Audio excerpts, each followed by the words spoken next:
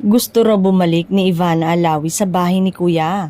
Very vocal naman kasi ang phenomenal content creator ng Quezon City sa pagsasabing noong hindi pa siya naging house guest doon ay pangarap talaga niyang maging housemate sa Pinoy Big Brother.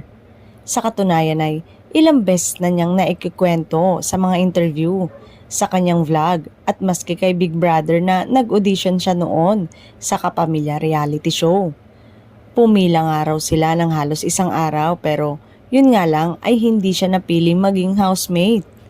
Kaya naman dream come true talaga nang tumira siya sa bahay ni Kuya nang kunin siya bilang unang kapamilya house guest sa Pinoy Big Brother Celebrity Collab Edition.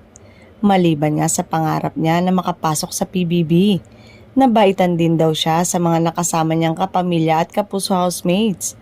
Game nga raw ang kapamilya actress at content creator na bumalik sa bahay ni Kuya. Nag-enjoy po talaga ako, 6 days po ako kasi doon. Naging attached po ako sa housemate kaya nung umalis po ako, umiiyak po talaga ako.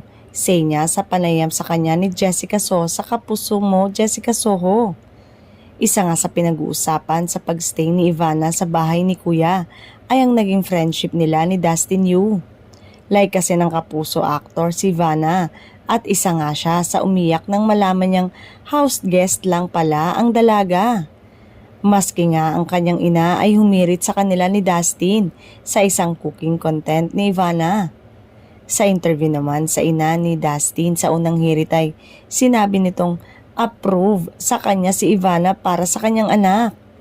Excited na nga ang mga fans ng kanilang tambalan sa posibilidad na muling magkita sina Dustin at Ivana sa bahay ni Kuya.